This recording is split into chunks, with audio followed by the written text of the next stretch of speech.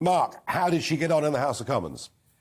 Well, I mean, it was the stock answers from Priti Patel about what they were doing to try to get on top of this crisis with the borders and asylum bill, how they were looking to make it a one-stop process, that once you were refused, you can't go on this merry-go-round of reappealing to try and stay in the country, a process that can last for a number of years. That and the fact that she wants to ensure that more is done on the French side of the border, to work closer with the French counterparts. Oh, really? Yeah.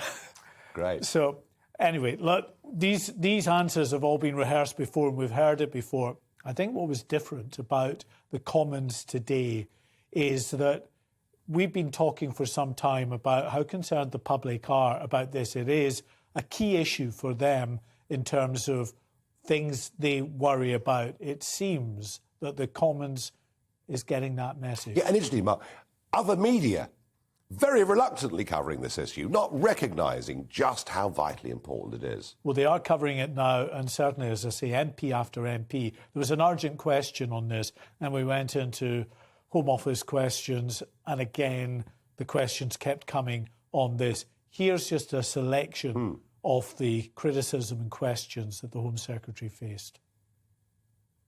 Some hotels are now becoming full-time immigration centres, and adults residing there are in limbo in our town centres. Can the Secretary of State tell me what is the timescale for processing these individuals and the timescale to revert this accommodation back to hotels? One of the big reasons for hotels needing to be used is because the asylum processing system has basically imploded. The share of applications that received an initial decision within 6 months fell from 87% in 2014 to just 20% in 2019.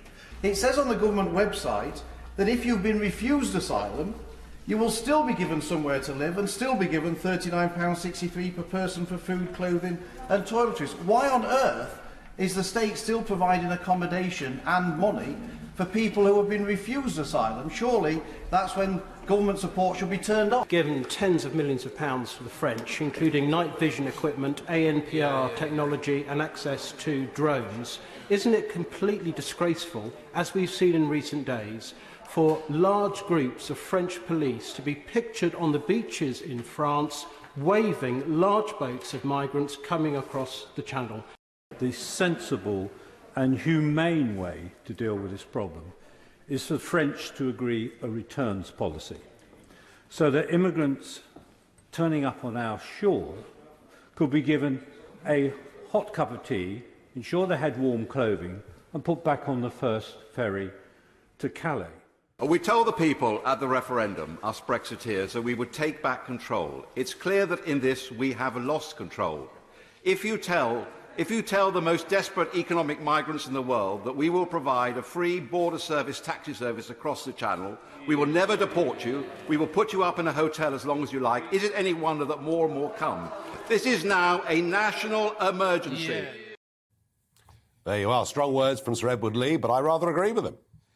Yes, and there's no doubt that Priti Patel is under a lot of pressure here, Nigel. She's popular within the party. For the Prime Minister... Still, yeah, I think so. And for the Prime Minister, she's handy to have there. It deflects any criticism on this particular issue for the time being. But the longer this carries on and the more that keep coming, the more and more difficult it is going to be. They talk about a returns policy in France. Can you ever see in a month of Sundays that the French are going to say, yeah, just turn them round and we'll take them back? It's not going to happen. No, and the appointment of Stephen Barclay to head up this task force, to get different government departments together looking at this problem, I mean, that effectively is a demotion for Patel, isn't it? Well, it's certainly an acknowledgement that this is such a crisis now that it needs to be taken out of the Home Secretary's direct control and someone with a focus only on this to look at what they can do.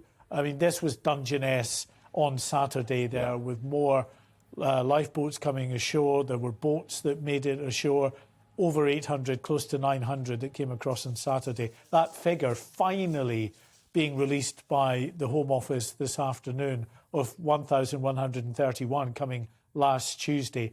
It's a big crisis. It's remarkable to think, Nigel, that we are now over the mark of 3 times as many people coming this year so far. Yeah, it wasn't not reached the end of the year. It wasn't long ago you and I were talking about the fact that it had doubled the previous year.